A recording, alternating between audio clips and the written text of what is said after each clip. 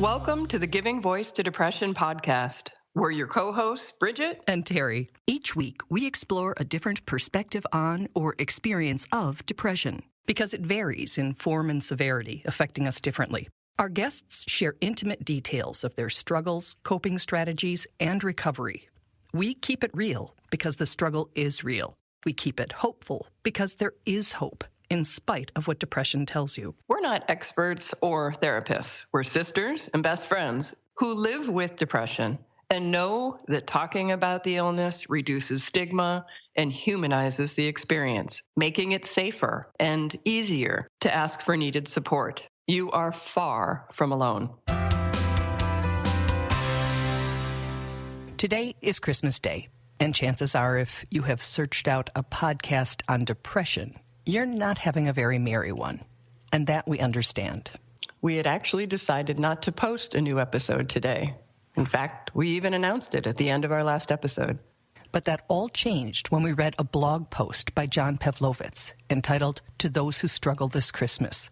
We immediately knew there was at least one person who needed to hear his specific message on this specific day. And so we reached out to John and asked him to read his article for us. For you, today. Here's John. To those who struggle this Christmas. I'm not writing this to everyone. I'm writing this to you, the person whose heart is heavy today, the one for whom this day is not merry and bright, the one who doesn't feel at all like singing. I'm writing this to you who face subtraction today, who feel the combined attrition of all the losses you've accrued this year, the people who've died, the ones who've left voluntarily, those you've had to push away to protect yourself. I'm writing to you who've seen the end of something you loved, the dream that dissolved despite how much you gave up to make it real, all the things that you wish to be true right now and should be true but are not. I'm writing to those who've watched their best attempts to save their marriages not be enough, who are finding themselves no longer half of the whole they once felt securely part of, those who have a different set of chairs around the table, far too many of them empty. I'm writing to you who are grieving, those sitting vigil in hospital rooms praying for good news, those who just got test results back and have heard the worst, those who are spending this day planning a memorial service instead of a holiday celebration. I'm writing to you whose personal demons have gotten the best of you, who've been visited at the very worst time by depression and addiction and self-hatred, those whose greatest threat to joy right now is an inside job. I'm writing this to those who are alone today, geographically separated from the people they love, emotionally distanced from those they desire proximity to, pushed by circumstances to the solitary places. I'm writing this to those who've been left broken by this year, by its cruelty and bitterness and violence. Those of you who harbor more anger, carry more grief, and bear more fear because of what you've seen and what you know and how you feel about this place you call home. Ultimately, I'm writing to you who, for a million different reasons, find peace difficult to come by in a time when it's supposed to be plentiful. I don't have any magic words to fix what is broken around you or to repair what is broken within you. I can't simply place a cursor on the sadness you feel and backspace until it's deleted, replacing it with words like comfort or peace or contentment. I can't say anything in this small space that will mend what is severed, resurrect what has died, or heal what is ill. I just wanted these words to hopefully remind you of two things.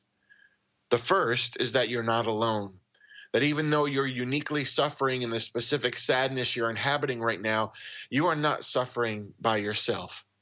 The world is filled with people who are not exactly, but still deeply burdened, grieving, angry, hopeless, exhausted. Even if you never see their faces or know their names, rest in the truth that millions of wounded people stand in solidarity with you in this day and that they get it. I get it. The second thing I wanted to remind you of is that though this is your painful story right now, this is not the end of your story. The way you feel today will not always be the way you feel. As difficult as it is to imagine in these painful moments, there will be holidays when lightness returns to you. Days when you are cultivating new dreams again, when you once more feel secured in a place where you belong, when you again find yourself embraced by people who see and treasure the goodness in you, days when you are easily pushing back your demons. There will be holidays when celebration is your default setting. But right now, don't feel any guilt for the sadness within you. Don't beat yourself up for not wanting to sing right now. Don't feel pressured to have the shit together that simply isn't together and won't be for a while. Just receive this Christmas as it is. Receive it as you are, with all the struggle and uncertainty and grieving it brings. I'm not writing this to everyone, but if I've written this for you, be greatly encouraged. You are loved.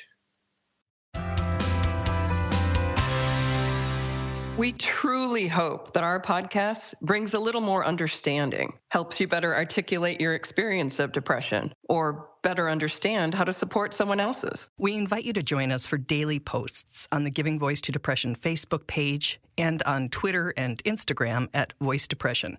It is a comfort to be among fellow travelers on depression's dark road. And remember, if you're struggling, speak up. If someone else is, listen up.